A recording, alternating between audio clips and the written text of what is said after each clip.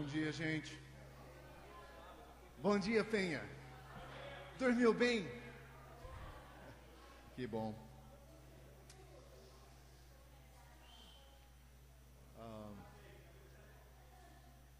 Quero começar essa manhã lendo um texto de Lucas, capítulo 2. Esse texto, na verdade, você pode até perguntar, puxa, está falando do nascimento de Cristo aqui.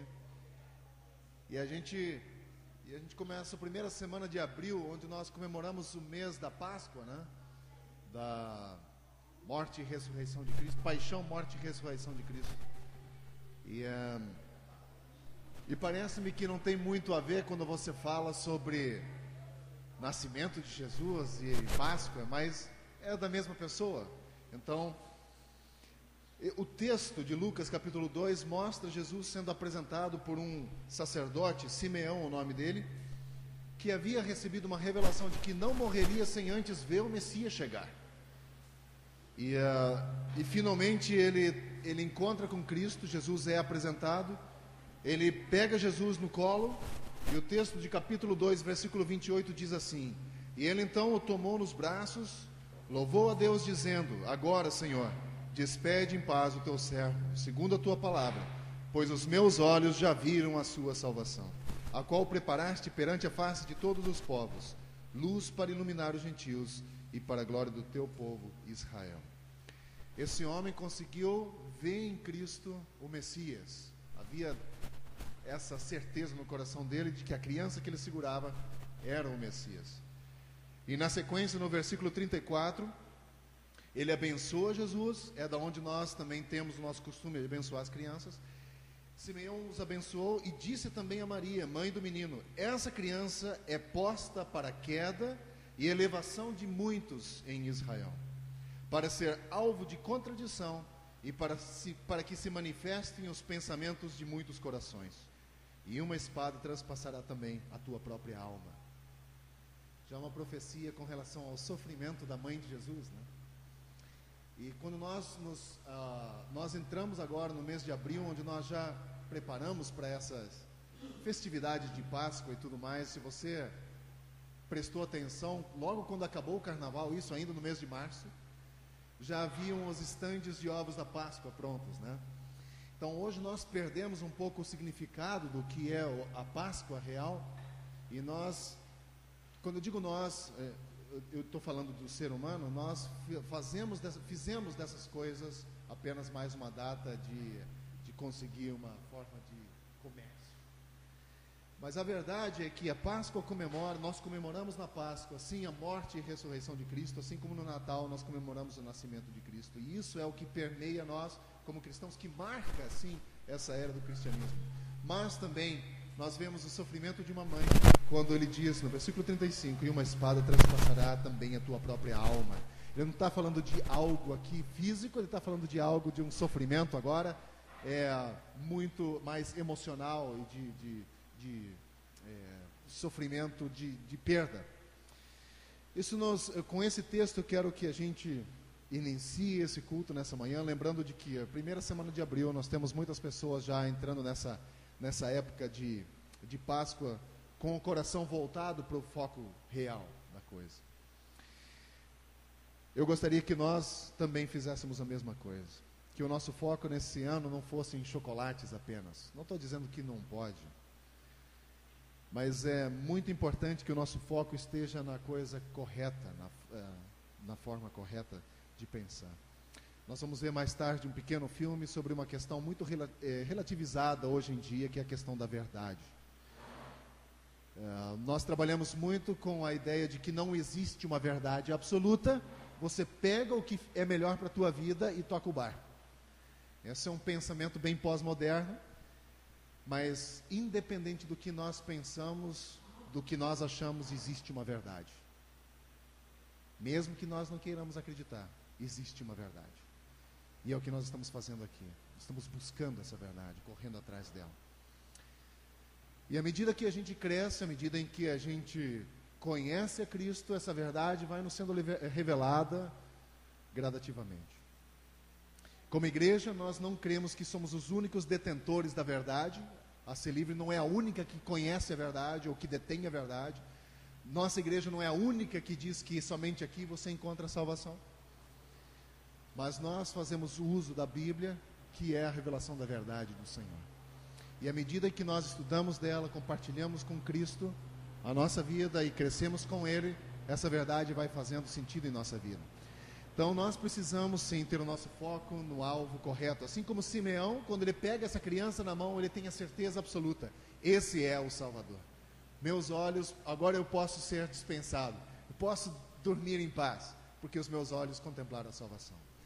Esse é o meu desejo para você essa manhã, esse é o meu desejo a cada um de nós, que nós contemplemos a salvação do Senhor, e que nós possamos ter a certeza, assim como Simeão teve: esse é o Salvador. Independente do que pessoas falam, essa é a verdade. Jesus Cristo é o Senhor. Ele é a verdade. Independente do que as filosofias do mundo dizem, pegue aquilo que for melhor para você e toca o barco. Jesus é a verdade. Ele é o Salvador. E à medida que nós o conhecemos, isso vai se tornando realidade cada vez maior em nossa vida. Quero colocar também nessa manhã alguns pedidos de oração. A Leni pediu ontem que estivéssemos orando por ela. O filho dela também vai fazer um concurso hoje. Domingo passado oramos pelo Cláudio, e esse domingo vamos orar pelo Guilherme, filho da Leni, que também vai prestar um concurso essa manhã. Vamos orar também por Juliana e por o Tiago, o pequeno Tiago. A Juliana está com suspeita de dengue, então precisamos orar por ela, né? E que ela tenha um bom atendimento. E o Tiago está com faringite. Vamos orar por essas pessoas também. E por cada um de nós. Já vai se preparando também no seu coração, na sua mente.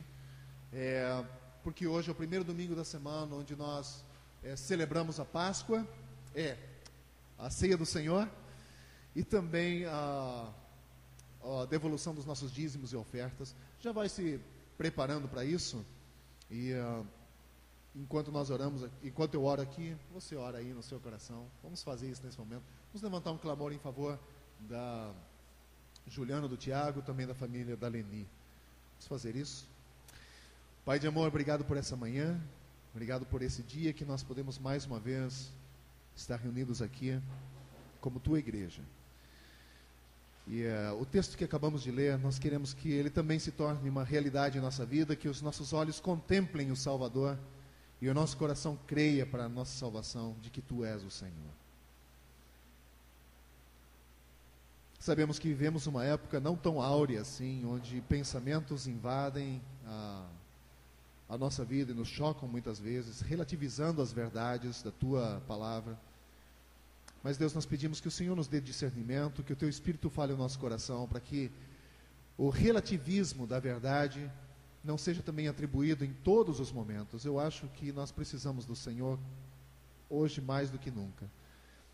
E eu peço, Deus, que o teu Espírito fale no nosso coração nessa manhã, que nós possamos ser confrontados com a tua palavra nesse dia, que possamos olhar para a nossa vida, avaliar também a forma como nós vivemos e caminhamos e levamos o cristianismo. Eu peço também essa manhã que o Senhor nos abençoe nesse dia. Estamos aqui para dedicar ao Senhor o louvor e a adoração que o Senhor merece, mas também estamos aqui porque precisamos do Senhor. Precisamos uns dos outros aqui, dos irmãos que estão aqui. E eu peço que o Senhor nos una em amor, que o Senhor nos abençoe também para que nós possamos crescer como corpo, na caminhada com o Senhor, na caminhada uns com os outros, no suporte que um dá ao outro, na oração de uns pelos outros, no amor que nós dedicamos um ao outro.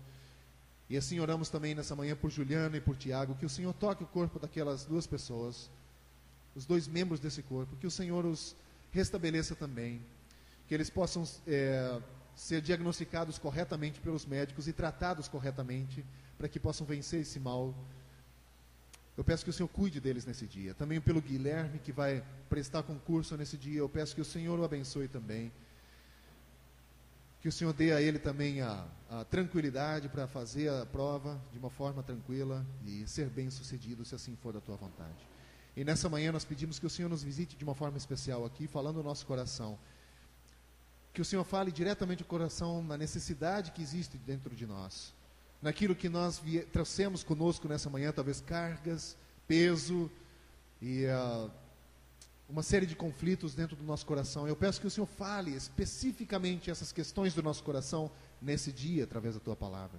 E que possamos ser impactados pelo Senhor nesse dia. Eu peço que o Senhor nos abençoe, Pai, na condução desse culto, para a glória do Teu nome. Em nome de Jesus eu oro assim. Amém. Amém. Obrigado pelos visitantes que estão aqui conosco essa manhã. Também nós temos o pessoal de Campo Grande que está aqui, que fizeram uma viagem, né, Zenaide? Zenaide, Thaís, está aqui com a gente também. Bem-vindos. Vou chamar a Geis aqui.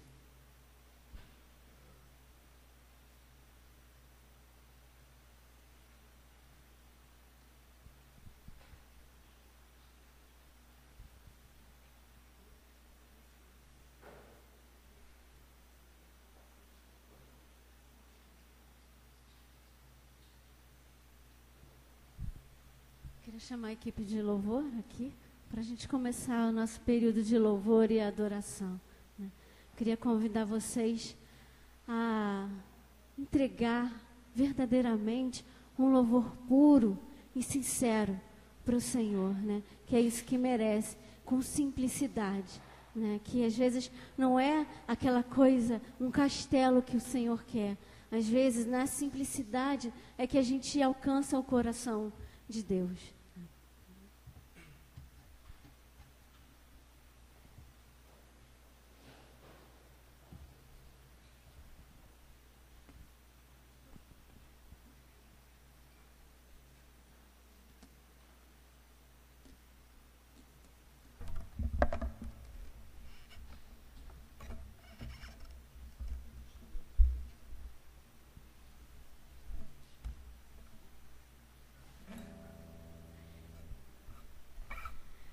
Esse primeiro louvor é uma oração. Eu queria convidar vocês a fazer essa oração junto com a gente. Vamos fazer essa louvar, orando ao Senhor, fazendo essa oração ao nosso Deus, pedindo que o Senhor esteja bem perto de nós, que nós possamos realmente estar nos pés dele. Porque nos pés do Senhor é o melhor lugar onde a gente pode estar, né? A gente às vezes já procurou vários lugares, já procurou estar em vários lugares para procurar paz, procurar tranquilidade, procurar abrigo. Mas não existe lugar melhor do que nos pés do Senhor Jesus, né? Não tem lugar melhor. Eu posso afirmar isso. Não existe lugar melhor do que nos pés do Senhor. Então vamos adorar ao Senhor com este louvor.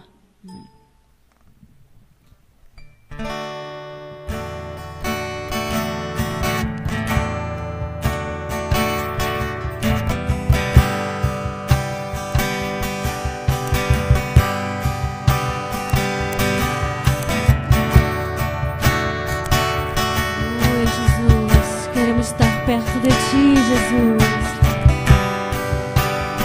Queremos entrar na Tua presença agora, Pai. Espírito Santo de Deus, convidamos para estar aqui na Tua presença, Pai. Espírito Santo de Deus, vem estar conosco. Te convidamos, Espírito Santo, para fazer parte deste banquete, fazer parte desta adoração. Porque sem o Teu Espírito não é nada. Sem o Teu Espírito não somos nada.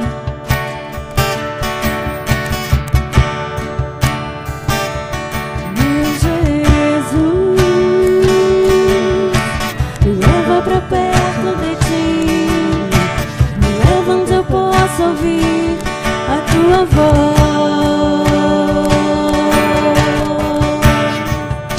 Pois quando eu escutar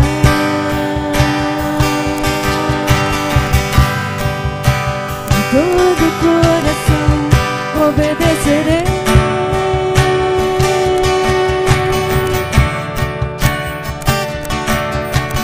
Cura meu coração, faz de mim Tua vontade, pois só na Tua vontade eu posso me completar.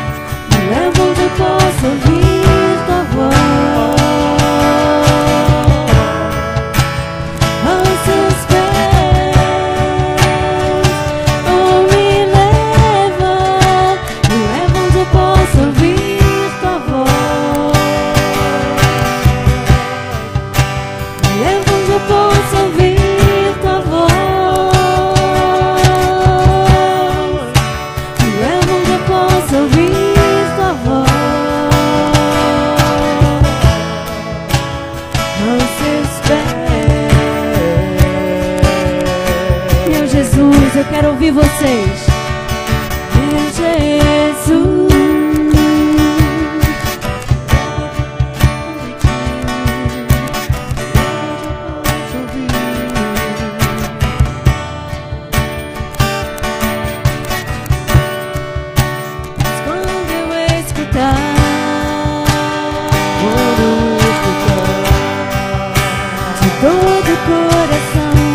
Obedecerei.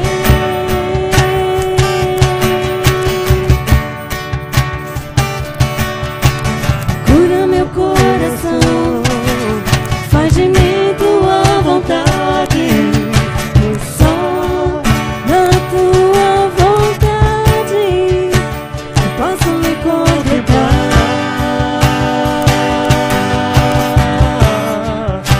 Eu posso me completar.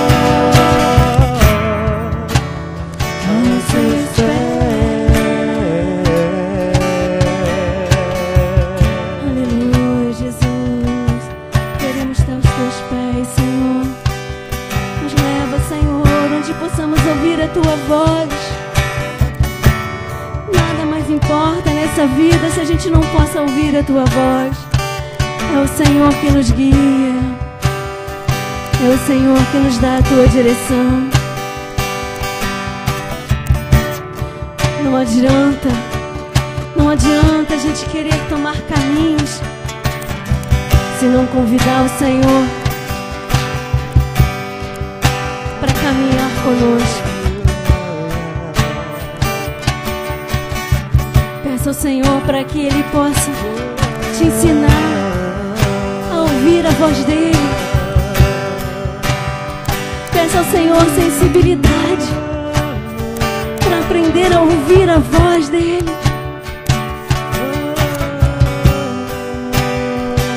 Aleluia, Jesus. Oh, Senhor, nos leva, Pai, nos leva onde possamos ouvir a tua voz.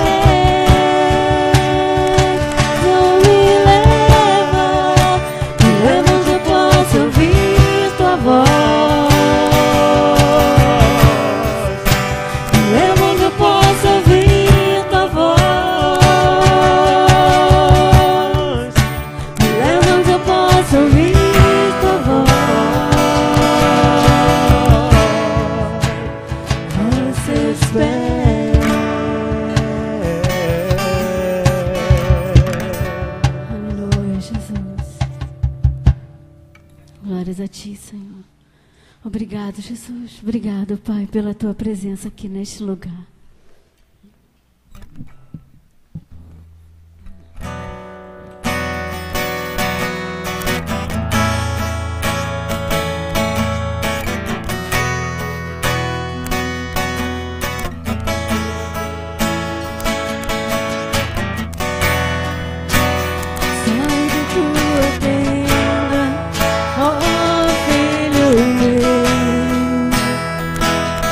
Mostrarei as estrelas do céu.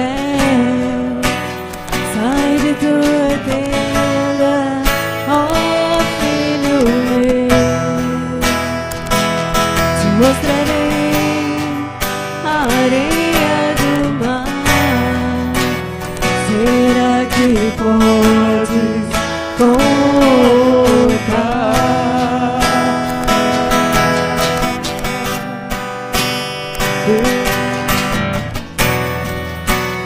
Será que podes imaginar tudo aquilo que sonhei para ti, filho meu?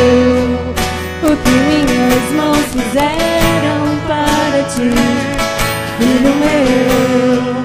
Minha bênção será sobre ti.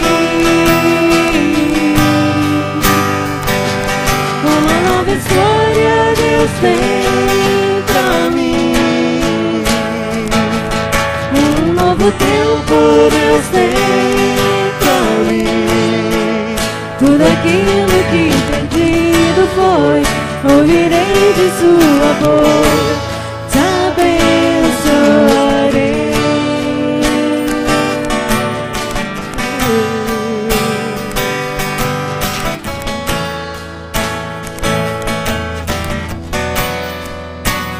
Sai de tua tenda, ó filho meu,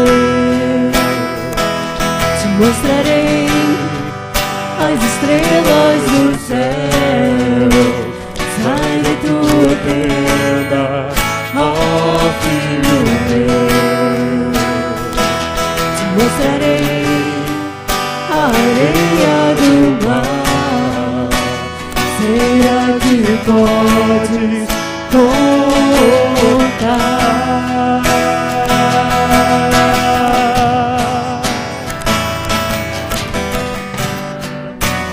Será que podes imaginar tudo aquilo que sonhei para ti, filho meu? O que minhas mãos fizeram para ti, filho meu? Minha bênção será sobre ti. Uma nova história Deus tem pra mim. Um novo tempo Deus tem pra mim. Tudo aquilo que perdido foi, ouvirei de tua boca, te abençoarei. Eu quero ouvir vocês. Uma nova história Deus tem pra mim. Uma nova história o Senhor está escrevendo. Um novo tempo Deus tem pra mim. Tudo aquilo que perdido foi, ouvirei de tua boca, te abençoarei. Uma nova história Deus tem pra mim. Um novo tempo Deus tem pra mim. Tudo aquilo que perdido foi, ouvirei de tua boca, te abençoarei. Aleluia, Jesus. Uma nova história o Senhor está escrevendo na vida de cada um aqui, de cada um. Creia nisso, creia e receba. Receba essa nova história que o Senhor tem para você. Amém.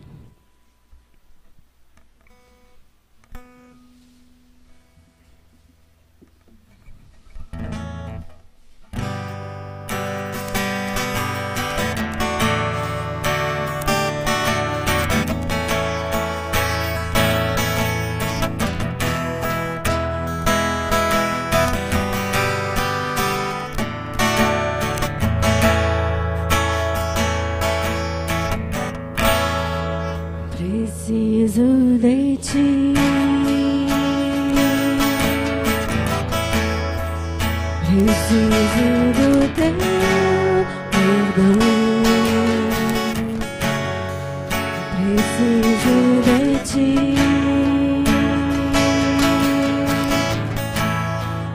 quebranta meu coração. Como a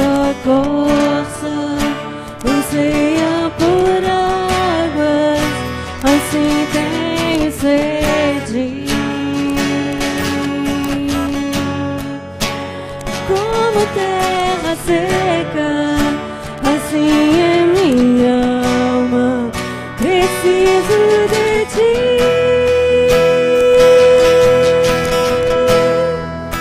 Distante de ti, Senhor, não posso viver, não vale a pena existir. Escuta o meu clamor, mas que o ar que eu respiro, preciso de ti.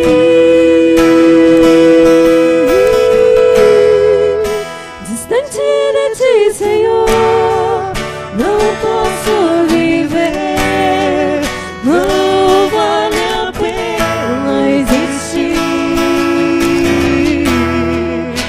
Escuta o meu clamor, mas que o ar que eu respiro, preciso de ti. Não posso esquecer. Aleluia, Jesus, não posso esquecer, Senhor, o que fizeste por mim, até o céu.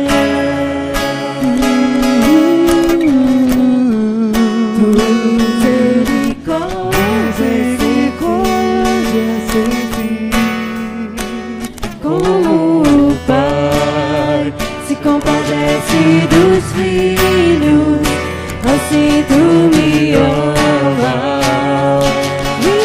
amas, afasta as minhas transgressões, preciso de ti.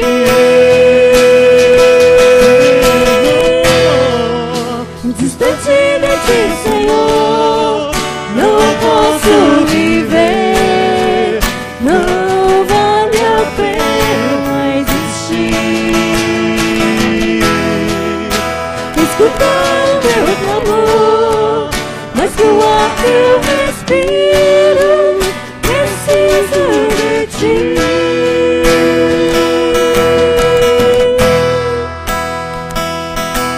E as lutas vêm tentando me afastar de ti.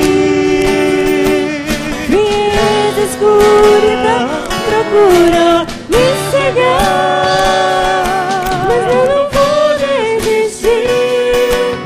Ajuda-me, Senhor, para permanecer contigo até o fim.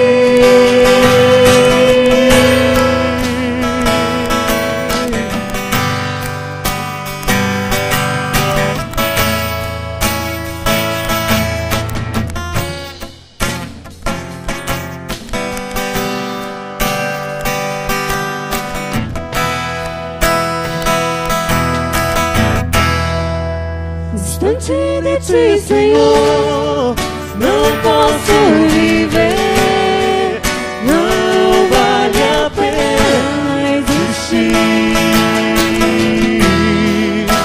Escuta meu clamor, mas que o ar que eu respiro, preciso de ti. Preciso de ti.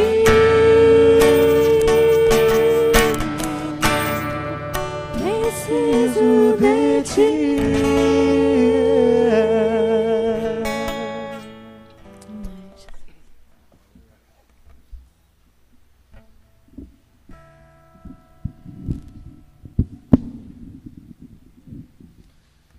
Vocês podem sentar.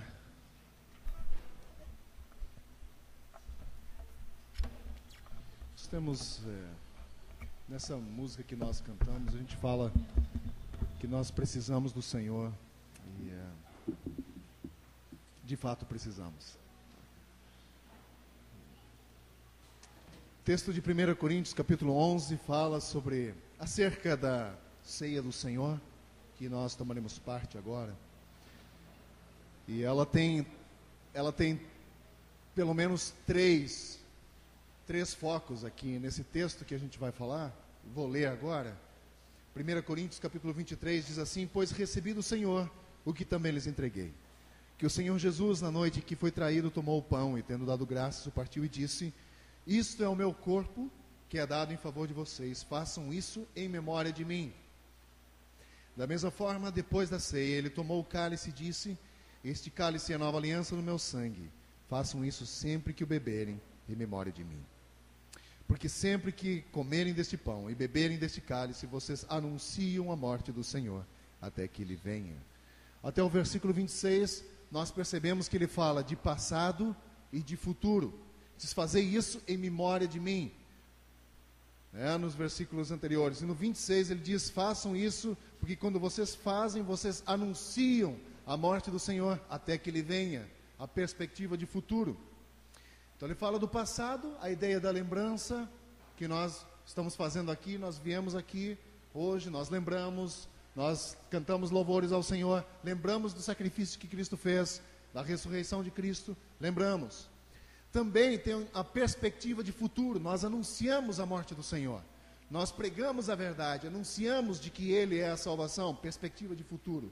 Mas também tem a perspectiva interior, que ele fala no versículo 27, portanto, todo aquele que comer o pão ou beber do cálice do Senhor indignamente, será culpado de pecar contra o corpo e o sangue do Senhor. Examine-se, algo interior, vai para dentro de você, examine-se cada um a si mesmo, e então coma do pão e beba do cálice, pois quem come e bebe sem discernir o corpo do Senhor, come e bebe para a sua própria condenação. A ideia de fazer essa autoanálise é muito importante para a nossa vida. Nós precisamos fazer isso eventualmente, talvez diariamente, para refocar nossa vida, adequá-la à vontade do Senhor. E é o que a gente vai fazer aqui essa manhã. Nós já viemos aqui, já lembramos, fizemos a parte do passado. Vamos agora também, através das músicas, anunciar de que Ele é a nossa salvação. Mas precisamos também fazer a nossa autoanálise, ou examinar-se a cada um a si mesmo. E nós vamos fazer isso nesse momento. Por alguns minutos você medita na sua vida, como você tem vivido ela até agora, o cristianismo que você tem vivido. É um cristianismo bíblico ou é um cristianismo nominal? Porque ultimamente a gente está vivendo um cristianismo nominal. A gente se nomeia cristão, mas nós não adequamos a nossa vida ao que a Bíblia nos ensina, a princípios bíblicos. Fazemos aquilo, pega aquilo que mais se adequa a você e pronto. Ser cristão sem Cristo não é ser cristão. E ser cristão com Cristo é adequar-se àqueles princípios que Ele nos ensina. Então vamos fazer isso nesses minutos, nesses segundos, e vocês vão perceber quando o tempo terminar, quando eu orar em voz alta. Mas faça isso, faça uma autoanálise, seja honesto com você mesmo. Coloque-se diante de um espelho, onde você pode enxergar a você como você é de fato. Vamos fazer isso.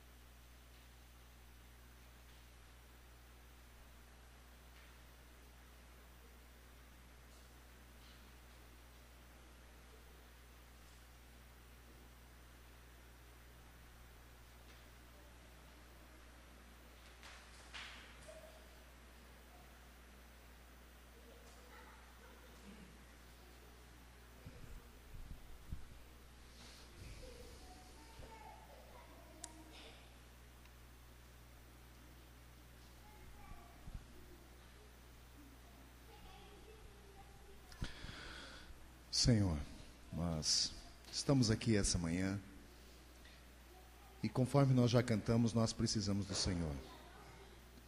Até para examinar-se a si mesmo, às vezes é tão difícil, porque costumamos justificar as nossas falhas e as decisões errôneas às vezes que tomamos. Precisamos do Senhor também, do Teu Espírito que nos revele as áreas da nossa vida que precisam ser entregues ao Senhor e precisam ser tratadas. Deus, assim como nós respiramos, assim como o ar que nós respiramos, nós precisamos do Senhor para a nossa vida. E Deus, nós não queremos ser achados em falta diante do Senhor, mas nós queremos ser achados íntegros e retos, mesmo que nós somos, mesmo sendo tão falhos e fracos, precisamos do Senhor. Então, nessa manhã, Deus, nós pedimos que o Senhor nos mostre aquilo que precisa ser mudado, aquilo que precisa ser transformado. E eu peço que o Senhor nos abençoe nesse dia de tal forma que nós possamos ser impactados com aquilo que nós somos e que nós possamos também ter vontade e desejo, decisão de tomar posição de mudança na nossa vida. Deus, nos ajude a anunciar a morte e ressurreição do Senhor, até que o Senhor volte um dia. E que nós nunca esqueçamos do teu sacrifício, da razão da tua vinda. Eu te agradeço, Pai, por essa manhã. Te agradeço pelo teu sangue derramado na cruz, pelo teu corpo entregue em nosso favor. Quando nós justificamos os nossos pecados, o Senhor foi lá e pagou o preço por eles. Nós agradecemos pelo perdão. O castigo que nos traz a paz hoje pesou sobre os teus ombros e somos gratos por esse sacrifício. Muito obrigado, Deus. Eu oro em nome de Jesus. Amém. Vou pedir para Andressa e Sérgio ajudarem a distribuir.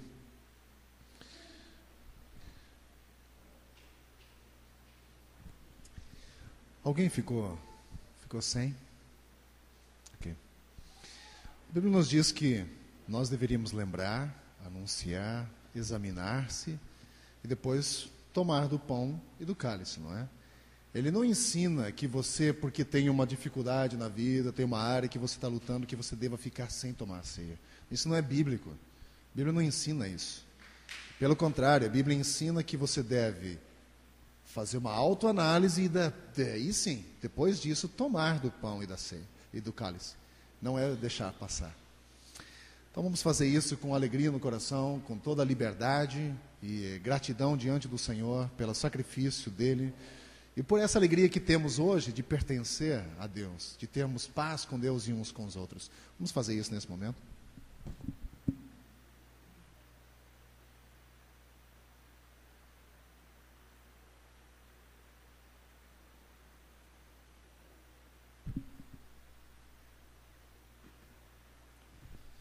Deus, mais uma vez agradecemos por tua bondade e graça. Te agradecemos por teu amor por nós. Que mesmo sendo inimigos seus, por causa de tanto pecado, o Senhor se dignou a vir aqui nesse mundo, sofrer por nós, para nos trazer o caminho de paz de volta ao Senhor. Te agradecemos pela salvação. Te agradecemos pela paz, pela alegria que excede todo conhecimento e compreensão, mesmo diante das circunstâncias. Te agradecemos, Pai, pelos irmãos que nós fazemos no decorrer da nossa vida, pelos irmãos que estão aqui nessa manhã. Isso tudo nós temos por causa do teu sacrifício, por causa do Senhor. Te agradecemos por isso em nome de Cristo. Amém. Amém. Chegaram os novos elos, o elo informativo, que é o nosso jornal da convenção. Então, antes de você sair, você passe e pegue o seu lá atrás, e onde você vai ver alguns artigos e também algumas notícias do que acontece nas Celivres do Brasil afora. Nós temos o retiro de jovens, que na verdade é um congresso de jovens, o segundo congresso, do dia 21 a dia 24 de abril.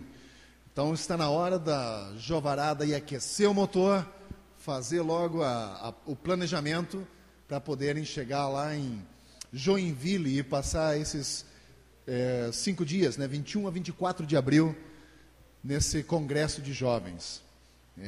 Os jovens estão conversando sobre isso, está chegando o dia, hoje nós já temos dia 3, e no dia 21 começa o congresso. Então, por favor, você precisa fazer parte. Isso é histórico, né? Os que fizeram parte do primeiro, nós temos alguns aqui que foram no primeiro congresso, né? Mas acho que só a Andressa que está aqui, né? Que foi no primeiro congresso, só a Andressa, né? E a Raquel, isso mesmo. incluindo a mim. Então é histórico, né? Imagine, o primeiro congresso foi em 2003. Então 2003 foi o primeiro congresso. Voltamos a ter o outro em 2011. Então é um bom gap de tempo aí. Grupo de oração, na terça-feira, às 2h30, se encontrarão aqui. As mulheres se encontram na igreja às 2h30. Também a reunião das mulheres, né? Que acontece cada primeiro sábado do mês. Ontem foi o primeiro. Então, as mulheres estavam muito eufóricas aqui, né? Era para começar às 6 horas e terminar às 7, né? Ou 8. Mas terminou bem mais tarde do que 8, não foi? Eu acho que foi. Eu achei que já era 9 horas, estavam aqui ainda conversando. Eu achei, talvez era só impressão, né? Mas é um ambiente onde mulheres conversam coisas de mulher, né? Onde homem não entra, isso é bom, né? Eu só entrei no final para comer, né? Alguém tem que fazer o trabalho difícil, né? Comer. Mas é muito importante para você, mulher, que gostaria de fazer parte de um grupo onde leem um livro juntos, conversam sobre coisas concernentes à vida da mulher e pode também ficar livre do marido e dos filhos por 2 horas, né? Sem ninguém ficar gritando e chamando, né? Muito bom. Esses são os nossos avisos. E claro, os domingos de manhã, às 10 horas da manhã, estamos aqui com o nosso culto de celebração. Se você veio preparado agora com o seu dízimo e sua oferta, você pode aproveitar. Eu sei que já teve alguns que trouxeram aqui, não tem problema nenhum. Mas se você veio preparado nesse momento, é a oportunidade também de você tomar parte disso e de fazer isso com alegria, não por obrigação, mas num ato de gratidão e também de alegria. Vamos fazer isso?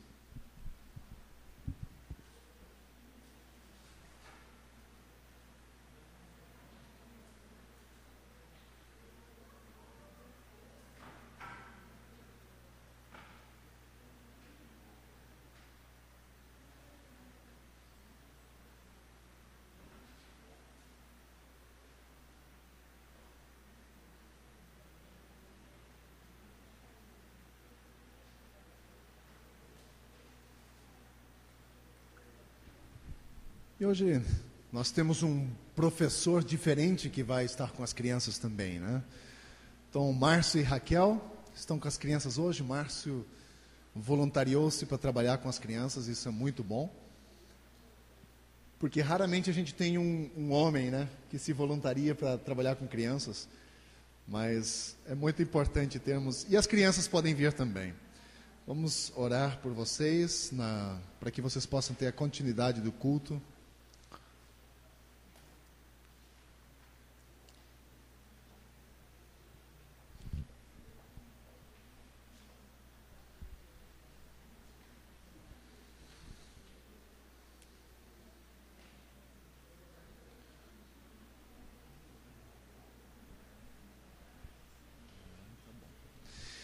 Vamos agradecer por esse grupo, pelos professores também. Pai querido, obrigado por essas crianças e pré-adolescentes aqui. Nós pedimos que o Senhor os abençoe nessa manhã.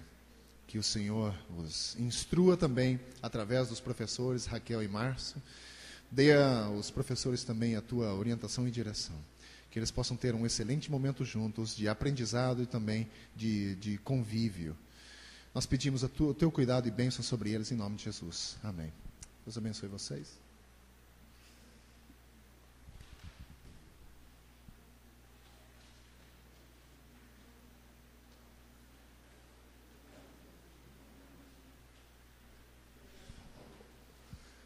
Muito bom.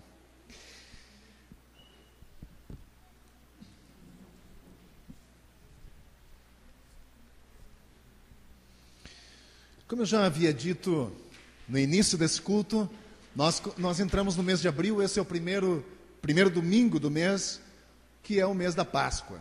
E se você também for um pouco observador, você vai perceber que Páscoa encantada é no Guanabara. Já ouviu isso? Ovos de Páscoa e tudo mais. E você tem várias propagandas, né, que na verdade eles instigam na pessoa o desejo de consumo, de consumir. Então você percebe nos shoppings, sempre tem uma data, e se não tiver eles inventam uma, né, para instigar no ser humano a questão do consumo. E com Páscoa, como? É o mundo capitalista, é verdade, então ele vive disso. Então, você tem a questão da propaganda, que é a arma do negócio, e pega-se algo para fazer com que essas vendas sejam incrementadas. Então, nesse caso, a Páscoa. E aí a gente pega ovos de Páscoa, que na verdade coelho e ovo não tem nada a ver uma coisa com outra, porque coelho não bota ovo. Então, existe toda uma história criada em cima dessa fantasia para se instigar, na verdade, o consumo. E a minha ideia, esse mês de abril, é que nós refoquemos as coisas que nos atraem em algo diferente, que não o chocolate. Eu gosto muito de chocolate, tudo de chocolate que você possa imaginar. Então, sorvete de chocolate eu adoro. Chocolate de qualquer forma, preto ou branco, das duas cores, sei lá. Adoro chocolate, gosto muito. E graças a Deus eu não engordo por causa disso. Né?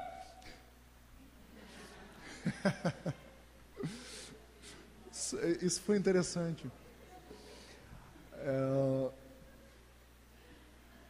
Mas chocolate é bom, só que se nós focarmos nele, se nós ficarmos só nessa coisa, nós perdemos o real significado do que Páscoa é.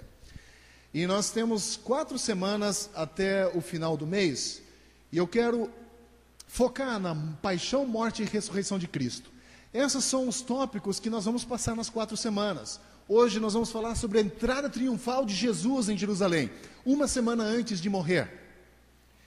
O que aconteceu nessa semana? O que fez com que as pessoas ficassem com tanta raiva dele? Porque primeiro, o pessoal aclamou ele, né? Como rei, Hosana, o que vem em nome do Senhor, bendito é o que vem em nome do Senhor, nosso Messias.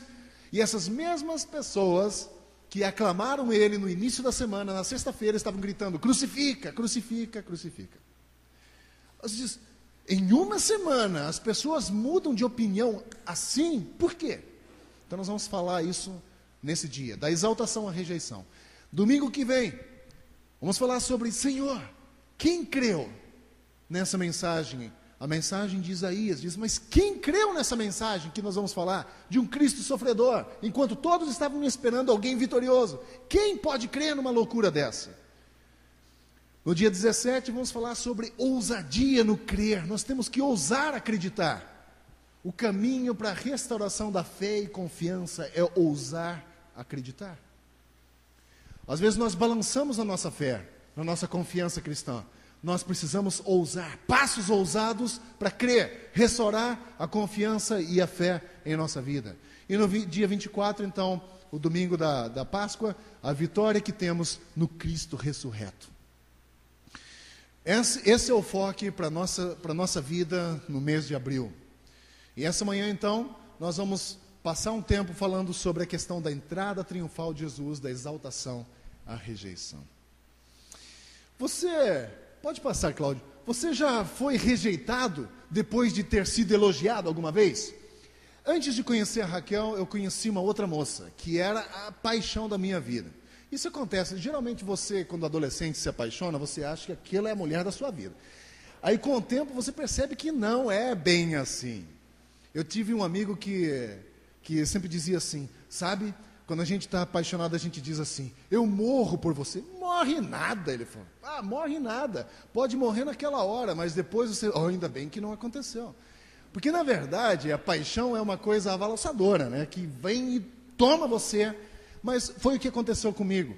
Eu conheci essa moça e ela falava muito bem de mim, para mim, entendeu?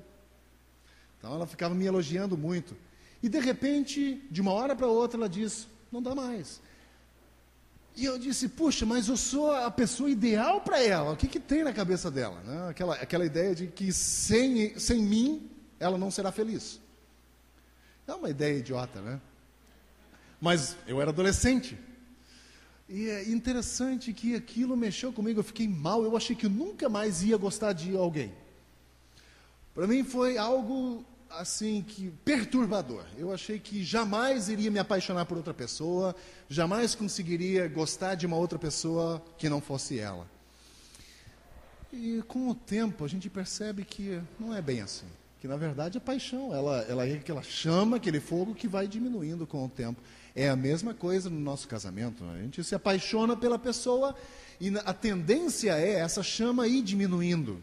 E dar lugar a uma coisa muito mais forte que somente a paixão. Não estou dizendo que a paixão não deve existir no relacionamento. Pelo contrário, ela é o tempero, é importante. Mas ela não é forte o suficiente. A paixão não é forte. Porque ela, da mesma forma que ela começa, ela vai embora. O amor não. O amor é forte. E a partir do momento em que a paixão vai diminuindo, ela dá lugar a um sentimento muito mais forte. Que na verdade não é um sentimento, é uma decisão, que é o amor. Que você decide estar com a outra pessoa, apesar da outra pessoa, às vezes, pisar no teu calcanhar. O que acontece comumente, não é? Quem é casado há um pouco mais de tempo percebe isso. Que, na verdade, tem momentos onde você diz, pô, desconheço. Mas por causa do amor que existe em você, você decide continuar. Mas todos nós temos uma história de rejeição. Todos nós, depois de termos sido muito elogiados. Talvez alguns menos, outros mais. Mas basicamente todo ser humano passa pela fase da rejeição. Talvez de um grupo de amigos que não o aceita, ou que depois de você ter aceito te rejeita. E essa é também o que levou um povo a fazer com Cristo. Agora, o que levou um povo a rejeitar aquele que haviam acabado de proclamar como seu Messias e Rei? Você já se perguntou sobre isso? Alguma vez você perguntou, puxa, mas Jesus entrou em Jerusalém uma semana antes da crucificação, o povo estava empolvoroso, né? Aquela coisa gritando e aclamando, e de repente, crucifica, mata ele. Nós vamos usar o texto de João, capítulo 12, versículo 12 e 13 só. No dia seguinte, a grande multidão que tinha vindo para a festa ouviu falar que Jesus estava chegando a Jerusalém. Pegaram ramos de palmeiras e saíram ao seu encontro, gritando, Hosana, bendito é o que vem em nome do Senhor, bendito é o Rei de Israel. Perceberam aqui o que eles disseram? Bendito é o Rei de Israel, o nosso Rei está entrando. É uma imagem bastante bonita, se você for parar para pensar. Mas se você ler a história dentro do contexto, você vai perceber que Jesus estava montado num jumento. Jesus vinha entrando num jumento que nem dele era. Não era dele. Mas é uma imagem de uma entrada triunfal de Jesus em Jerusalém. E nessa mensagem eu quero olhar para a vida de Jesus durante essa semana que antecedia a sua morte. E como ele entrou em Jerusalém exaltado como rei, e em seguida foi rejeitado e crucificado pelas mesmas pessoas. O que aconteceu nessa semana? Vocês vão perceber que tem muita coisa que aconteceu durante essa semana, que chocou as pessoas, levando elas a se voltarem contra ele, zombando, ridicularizando e pedindo a sua crucificação.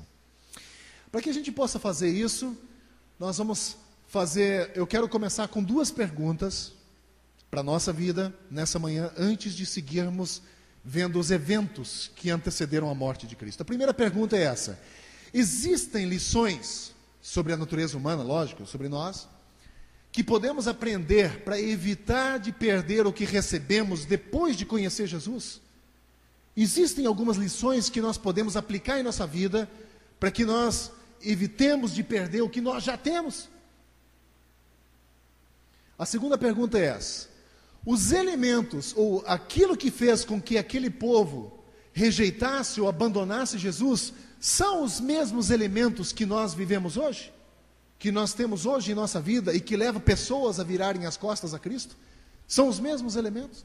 Aquilo que fez aquele povo aclamar Jesus como rei deles e depois, na mesma semana, disse, não queremos mais você, são os mesmos elementos na nossa vida hoje?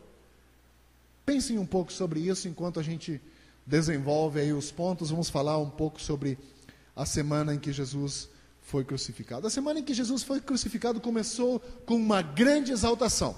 As pessoas estavam ali por causa de uma compreensão profética que elas haviam tido de que o Messias haveria de chegar. E eles se familiarizaram com Jesus indo de cidade em cidade, fazendo milagres e um monte de coisas, multiplicando pães, andando sobre as águas, e dizendo, não pode ser outro a não ser o Messias anunciado.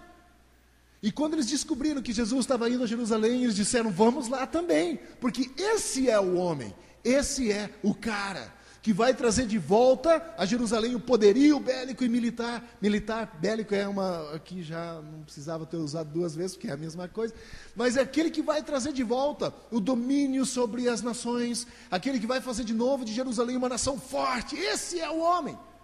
Vamos para Jerusalém, corta ramos. Acabaram com os ramos, não tinha mais palmas. Eles começaram a jogar roupas, porque acabaram com as árvores, as palmeiras. Que crime ecológico que cometeram em Jerusalém, não é? Cortaram todas as palmeiras para jogar e fazer um tapete para que Jesus entrasse, porque ele é o nosso rei, exaltando o homem. Mas até o final dessa semana, porém, a maioria dessas mesmas pessoas o ridicularizaria, rejeitaria, escarneceria e crucificaria como um impostor. Existem essas lições sobre essa natureza humana que nós podemos aprender. A primeira coisa foi essa entrada triunfal. Lucas 19, agora num outro texto, num outro livro, Lucas 19, 28 e 40. Se você tem tua Bíblia aí, você pode abrir, mas eu vou ler para você. Quando ele já estava perto da descida do Monte das Oliveiras, toda a multidão dos discípulos começou a louvar a Deus alegremente em alta voz, por todos os milagres que eles tinham visto.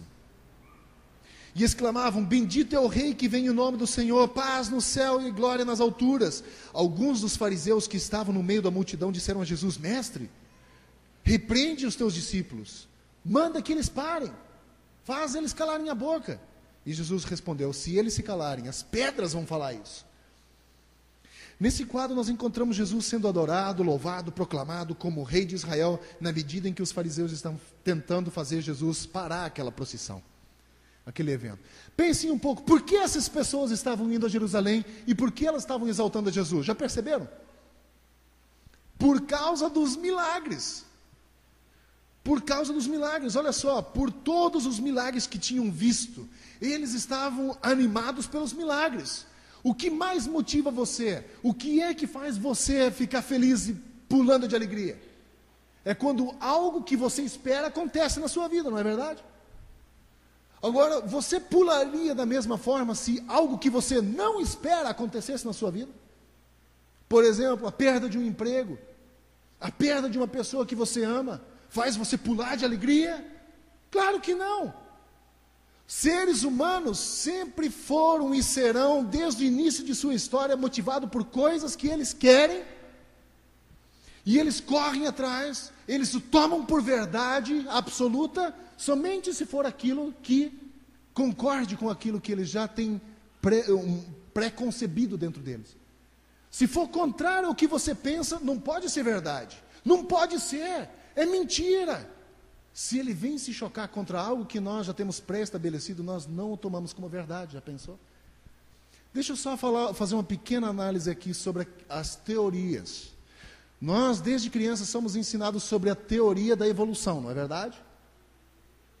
Mas por que nós tomamos essa teoria como uma verdade absoluta?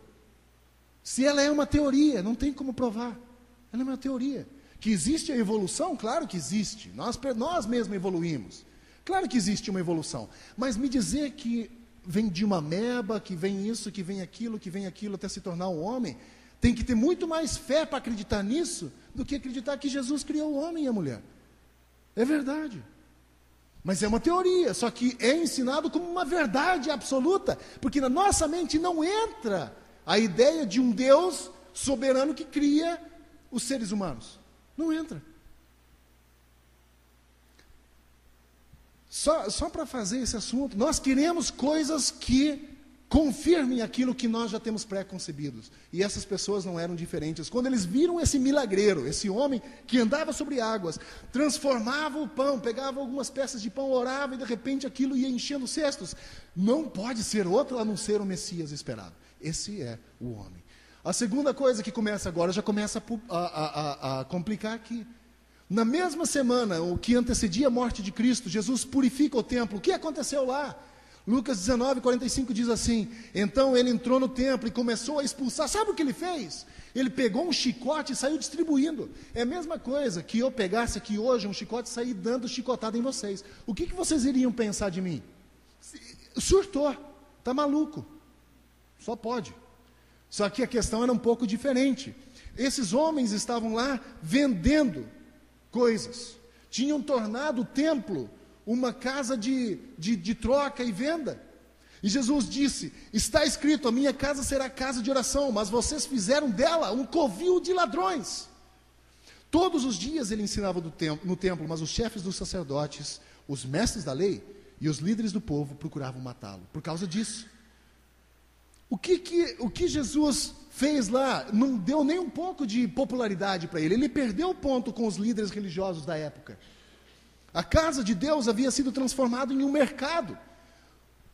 As pessoas iam até o templo para fazer o sacrifício. Sabe o que eles começaram a fazer? Puxa, mas é tão difícil vir de Campo Grande até Recreio com uma ovelha nas costas. Sabe o que eu vou fazer? Eu vou comprar lá no mercado do templo. Mas não era essa a lei.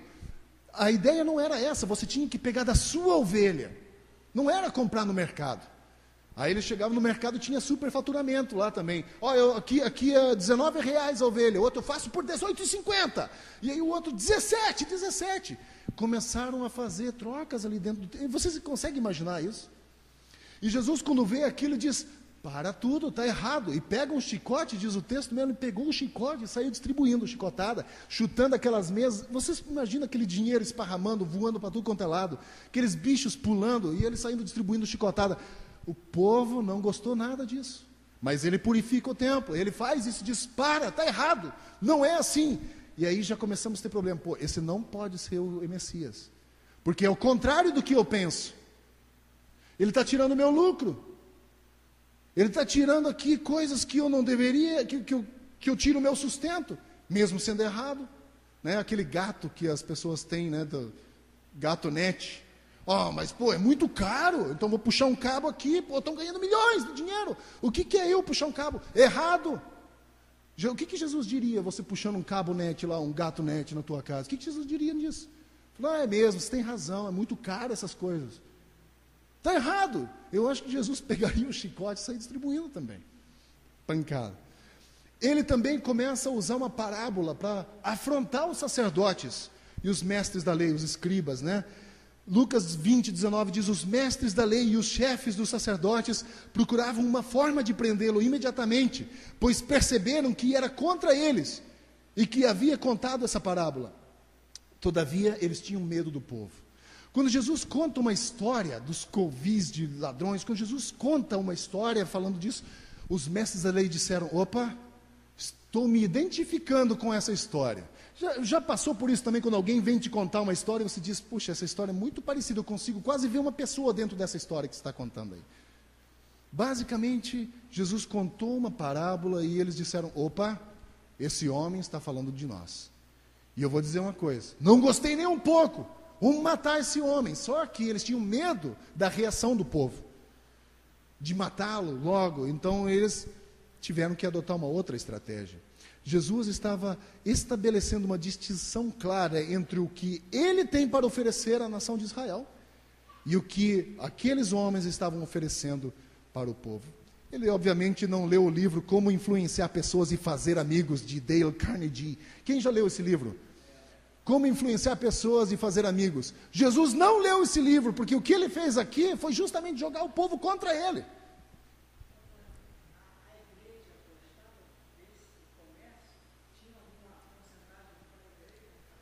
O templo ganhava dinheiro com isso. Então, você imagina, até pobres, sem dúvida. Os sacerdotes eram os que administravam o templo. Eles tinham que instruir o povo, dizer: não pode, porque a lei diz exatamente o contrário, não pode. Mas como entravam um faz-me rir, eles então, ok, vai indo. E não eram só os líderes religiosos da época, próprias pessoas, do povo mesmo, líderes do próprio povo, se voltaram contra Jesus porque eles também tinham comércio lá. Então a coisa era corrupta mesmo, uma coisa corrupta e nojenta, se você olhar para aquilo que o templo foi construído e o que ele havia se tornado.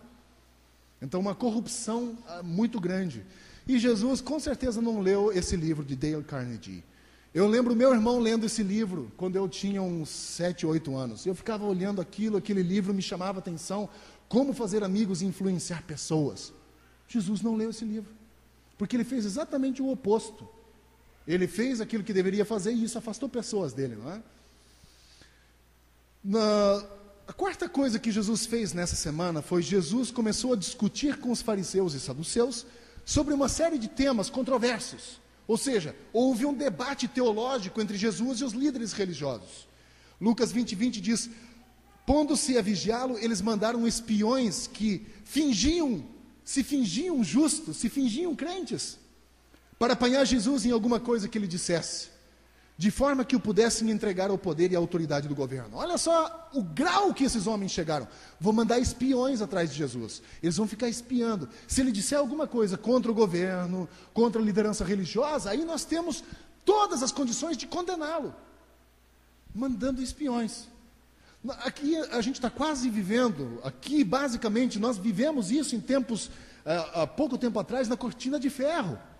O governo comunista fazia exatamente isso, ele mandava espiões para as igrejas subterrâneas, onde eles se encontravam, eles mandavam espiões para descobrir quem eram os líderes e os prendia. Então, isso não é uma coisa que o comunismo descobriu por si só, eles pesquisaram. Vocês sabiam que os comunistas foram os homens que mais leram a Bíblia? Não sabiam disso? Se você olhar, existem muitos princípios cristãos aplicados no socialismo e no comunismo, que nunca funcionou, claro que não, da forma como eles colocaram. Mas, basicamente, um grupo de comunistas leu a Bíblia para tirar princípios de administração. E esses homens fizeram isso, e com certeza essa questão de mandar espiões surgiu daqui. Eles mandaram espiões para que fossem pegos. Novamente, vemos que Jesus está mostrando que o caminho para a verdade real é exatamente o oposto das tradições religiosas. E que nós, muitas vezes, também vivemos assim. Porque o nosso avô passou para nosso pai, que passou para nós sempre vivemos assim, é a tradição da nossa família. E aí abandonamos a verdade, porque a tradição tem muito mais peso, porque meu pai disse, meu avô disse, eu não posso ir contra. E Jesus vem exatamente contra essas tradições judaicas, contra essa questão de comércio no templo, vai exatamente contra. O ensino da verdade vai contra a tradição humana. E nem toda tradição é ruim, nem toda, mas tem muita tradição ruim. E Jesus mostra isso dentro desse texto. A verdade está continuamente produzindo abismo entre o que Jesus tem para oferecer e o que esses homens tinham para oferecer. Os líderes religiosos não veem outra alternativa a não ser encontrar uma maneira de se livrar dele, porque eles estão se sentindo ameaçados. Esse cara está fazendo muito estrago. Quinta coisa que Jesus fez naquela semana, Jesus começa a alertar o povo em relação a esses mestres da lei. Jesus diz, cuidado. Cuidado, Lucas 20:46, cuidado com os mestres da lei, Jesus diz. Eles fazem questão de andar com roupas especiais, gostam muito de receber saudações nas praças e de ocupar lugares mais importantes nas sinagogas e os lugares de honra nos banquetes. Os escribas eram fariseus que haviam se tornado defensores zelosos da lei. Eles eram os homens que sabiam interpretar a lei. Ninguém podia chegar a afrontá-los, dizer assim, mas eu não concordo. Você está errado, porque eu estudei isso aqui, eu sei o que isso significa. E eles começaram a ser respeitados pelo povo por causa disso. E aí eles começaram a usar também roupas bonitas. Eram roupas grandes, compridas, que só a realeza usava, e de repente os sacerdotes estavam usando também. Para que eles se colocassem no nível de realeza. Parecendo bonitos, exatamente o oposto do Antigo Testamento. Era os levitas, que eram os que trabalhavam no templo, deveriam ser simples. O sustento deles deveria depender das doações dadas ao templo, não de dinheiro. Eles começaram a ficar ricos, ser identificados como uma parte da realeza do povo, grandes expoentes da lei, e isso fez com que eles adquirissem um nome que as pessoas o chamavam de rabi. Já ouviram isso? significa professor ou mestre, e orgulhosamente exigiam, por causa desse título que eles tinham, o reconhecimento público das massas, e se vestiam assim, dessa forma, porque gostavam de ser reconhecidos.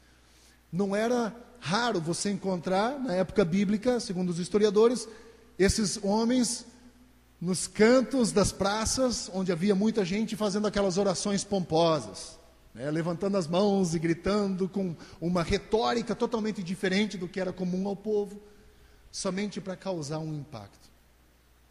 E Jesus alerta contra esse povo. E o que está acontecendo é que há um cabo de guerra em curso, né, no coração de todas as pessoas. Eles eram um povo que haviam sido ensinados e treinados pelo escriba, aqui está a tradição, e agora vem Jesus e fala contra eles, e começa um cabo de força dentro do coração dessas pessoas, igualzinho comigo e você. Quando nós somos chocados com a verdade, a gente diz, mas não pode ser. E começa um cabo de força. Você diz, não, mas eu fui ensinado. Aí você olha para a Escritura e diz, bom, mas isso aqui também faz sentido. Aí o outro vem e fala, mas aqui também. E vamos sendo puxados de um lado para o outro, como um cabo de guerra. E isso que está acontecendo nesse momento no coração dessas pessoas. E agora Jesus vem e desafia essa verdade com uma autoridade incrível. Ele diz, mas ninguém pode contrariar esse homem, porque o que ele diz, ninguém pode dizer nada contra. Sexta coisa que Jesus faz nessa semana, Jesus começa a preparar seus discípulos para a sua segunda volta, para a segunda vinda. No meio de tudo que está acontecendo durante essa semana, tão importante e crucial no ministério de Cristo, ele prepara os homens dele, os 12 discípulos, para a segunda vinda, os eventos que precederiam a segunda vinda. Lucas 21, 25 e 27 diz o seguinte, haverá sinais no sol, na lua e nas estrelas, na terra, as nações estarão em angústia e perplexidade, com o bramido e a agitação do mar. Os homens desmaiarão de terror, apreensivos com o que está sobrevindo ao mundo, e os poderes celestes serão abalados. Não parece você abrir o Globo, não? Você não tem a impressão de que você abre o jornal o Globo? Olha só, nações estão angustiadas, perplexos com o mar que está bramindo, engolindo cidades. Homens estão desmaiando de terror por causa de doenças que são incuráveis, ninguém consegue achar. Apreensivos com o que pode acontecer. Sinais no sol, nas estrelas, na terra. Eu tenho a impressão de que eu abri o jornal da Globo aqui, do Globo. E Jesus disse isso para os discípulos dele há 2000 anos atrás. Jesus está olhando para além da importância desse dia e o futuro de todos os crentes que viriam a conhecê-lo. Jesus não está preso àquela semana, sabendo o que antecederia. Jesus está, nesse meio tempo, ainda fazendo uma advertência, diz, olha só, vai chegar o momento em que essas coisas acontecerão. E eu estou convencido que nós estamos muito próximos disso. E se você olhar no meio político, eles próprios estão dizendo que a humanidade não tem como mais se sustentar por muito tempo, porque eles próprios estão se destruindo, né? Com as poluições, com as coisas, sustentabilidade, estão sendo criadas aí vários fóruns de sustentabilidade para discutir o que nós podemos fazer, perplexos, com desespero e tudo mais. Ele não permite que os seus ataques ou conflitos o afastem de seu verdadeiro propósito. Jesus estava sofrendo vários ataques e conflitos aqui, mas isso não desviou ele do propósito de ensinar e de mostrar por que ele veio. Finalmente nós encontramos a conclusão dessa trama toda, que é a sentença e morte de Jesus. Os judeus estão agora plenamente conscientes de que Jesus ganhou o coração das pessoas e que eles estão perdendo o controle da sua nação. Precisamos fazer alguma coisa. Esse perturbador da paz está confundindo todo mundo. Já não temos mais o controle do povo em nossas mãos. As pessoas estão confrontando a gente, que somos os grandes expoentes da Bíblia. Estão sendo confrontados. Sabe o que acontece com um pastor que prega um evangelho pela metade? Você abre a Bíblia e diz, olha só, sabe o que acontece? Eu ouvi você pregar esses dias sobre esse texto, mas quando eu li no contexto, eu acho que não é bem verdade. Diz, quem é você para falar comigo dessa forma? Primeira coisa, ele nem vai receber você. Essa é a primeira coisa, ele nem vai receber você. Porque para eles, as pessoas muitas vezes estão no nível um pouco mais baixo. Por isso que eles pregam geralmente no lugar mais alto. Para que seja dito de cima para baixo. E as pessoas o tenham como uma autoridade inatingível. E se você o confrontar com a verdade, ele não vai nem ouvir. Vai dizer que você é uma ferramenta do inimigo para causar dissensão. Mas aí eu pergunto para você, esses dias eu assisti na televisão, um pastor dizendo o seguinte: por que o ensino nas igrejas? Por que você precisa ficar sabendo das coisas? Ele disse exatamente com essas palavras. Por que você precisa de ensino na igreja? Por que você precisa ser ensinado com questões da Bíblia? Isso não é para você. Ele disse assim, não fui só eu que vi, a Raquel viu comigo. E aí ele diz, aqui na minha igreja, eu vou instruir você a ganhar dinheiro, eu vou instruir você a ser próspero. E aí ele se auto-intitula o servo do Senhor. Aí eu pensei, mas exatamente o contrário do que Jesus mandou fazer. Mateus 28 diz, ide, e ensinando as nações, pregando todas as coisas. Ide e ensinai, não fazer, ide e ensine a ser prósperos. Ide e ensine a ganhar dinheiro. Não, é exatamente antibíblico. Ele não é um mestre, um servo de Cristo, é um mestre de Satanás. Isso que ele é. Não é. É choque para você? Pois é o que ele é. Porque ele está pregando exatamente o contrário do que Jesus mandou fazer. Cuidado com o que você ouve na televisão, as pregações que você ouve na televisão. Abra a sua Bíblia e vê se é assim mesmo. Você tem condições de avaliar o que esses homens estão dizendo. São canalhas vestidos de pastores. Canalhas. E eu fico irado com esses homens. Coitado deles no dia do julgamento, quando Deus pesar a mão neles. Porque estão enganando milhares, assim como esses homens. Jesus teve que entrar com um chicote e distribuir para dizer, está errado. Para. Vocês estão levando o povo à perdição. E o que eles fazem? Simples, mata o cara, tira ele, está incomodando, tira ele, porque ele está acabando com o nosso lucro, ele está acabando com a nossa autoridade, tira ele, porque a verdade não quer ser ouvida. Então cuidado com o que você ouve na televisão, porque são lobos em pele de cordeiro. Se parecem tão justos como esses espiões que eles mandaram, se passar por homens justos, que têm uma retórica bonita, são tão cativantes, falam bonito, mas cuidado, podem ser também agentes de engano. Não estou dizendo que todos eles são assim, mas esse especificamente que eu vi, ele pregou exatamente o que a Bíblia não ensina, exatamente o contrário, o oposto. Não posso entender ele como sendo um servo do Senhor, não posso, porque ele está pegando exatamente o contrário do que Jesus mandou fazer. Jesus diz, ide e ensinar, ele diz, não precisa. Para que ensinar? Isso não tem nada a ver com você. Eu fiquei temeroso. Eu fiquei com temor. E esses homens então tramam a sentença de Jesus. A inveja, a autoproteção está impedindo de ver e entender através da revelação que Jesus é o Messias. O único recurso agora então é matá-lo. E para fazer isso eles precisam de um plano engenhoso, um plano bom. Não poderia ser feito de qualquer forma, tem que ser um plano bom, para evitar a histeria popular. Imagina agora, se eles vão e imediatamente prendem Jesus, o povo ia ficar histérico, ia ficar histérico mesmo. Mas Lucas 22, 1 e 2 diz assim, estava se aproximando a festa dos pães sem fermento, chamado Páscoa, e os chefes dos sacerdotes e os mestres da lei estavam procurando um meio de matar Jesus, mas tinham medo do povo. Desse ponto em diante, a trama gira em torno de como prender Jesus no momento certo, sem provocar uma revolta.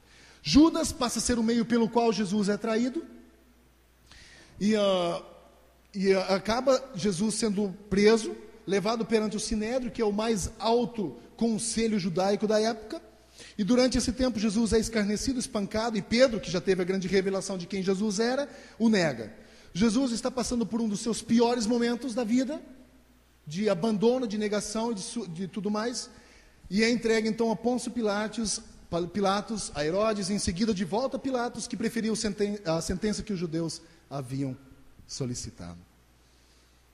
Mateus 27, 20 diz, mas os chefes dos sacerdotes e os líderes religiosos convenceram a multidão para que pedissem que Barrabás fosse solto e que Jesus fosse executado.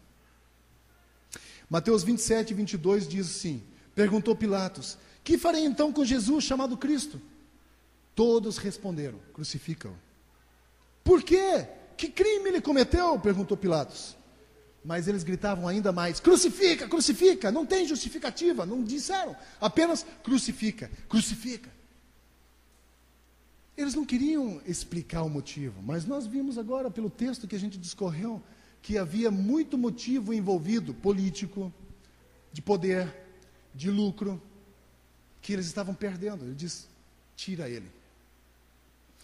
E você não vai ter uma igreja, você não vai encontrar nenhuma igreja grande mesmo, onde essas coisas são pregadas assim. A verdade é pregada realmente sem deixar ela mais maquiada. Você não vai encontrar. Você vai encontrar igrejas, mega igrejas gigantes, onde é pregado uma parte do evangelho, mas é deixado um pouco de lado a coisa principal. Quero fazer uma aplicação dessa semana. O que havia em Jesus que levou os escribas e os sacerdotes a rejeitá-lo? O que havia em Jesus? Popularidade, a popularidade de Jesus, a verdade que se chocou contra aquilo que eles estavam vivendo. Muito bom. Sem dúvida, Jesus estava começando a se tornar popular demais. E não só isso, mas ele estava pregando exatamente o oposto do que eles estavam ensinando ao povo. Não pode. Como é que os escribas e os sacerdotes foram capazes de influenciar uma multidão?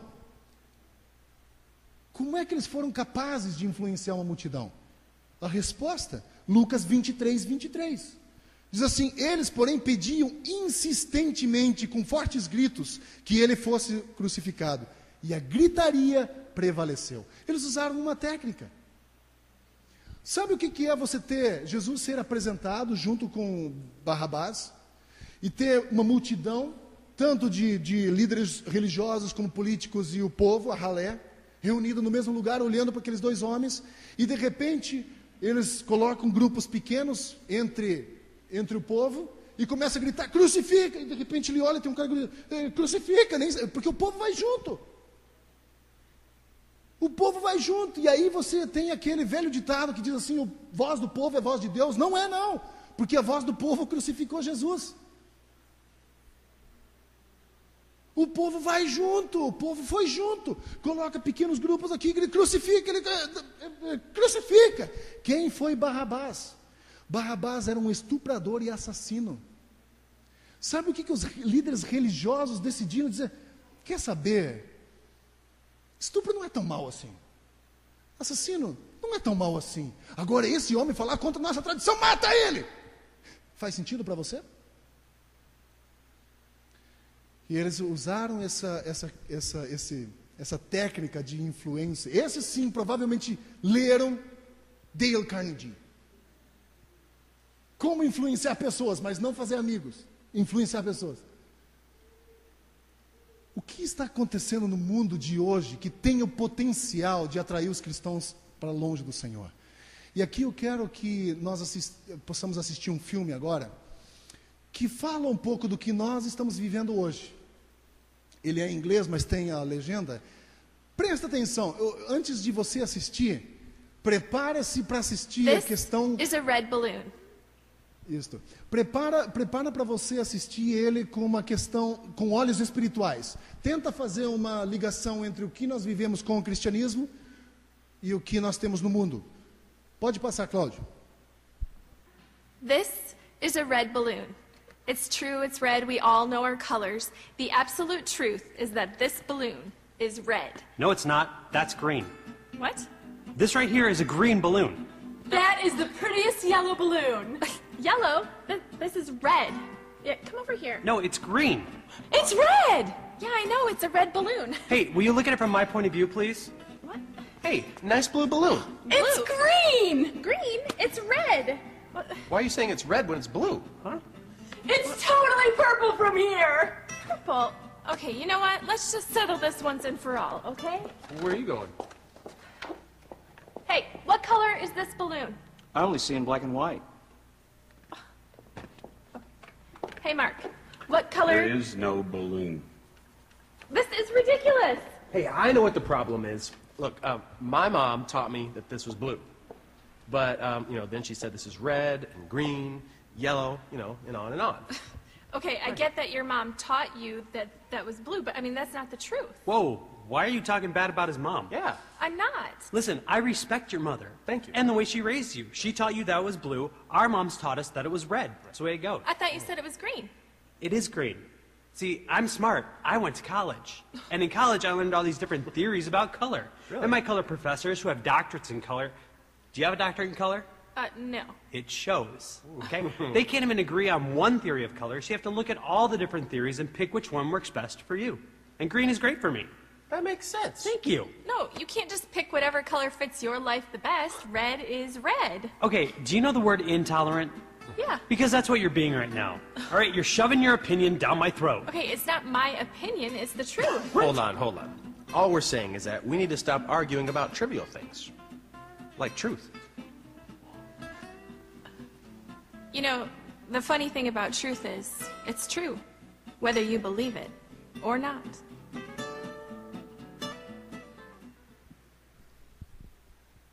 E aí? Não é o que nós vivemos hoje? Pega o que for melhor para você e pronto. Porque a verdade é um assunto controverso. Não devemos falar. Porque se você começar a falar sobre a questão da verdade, você é intolerante. Difícil ser cristão, não é? Muito difícil.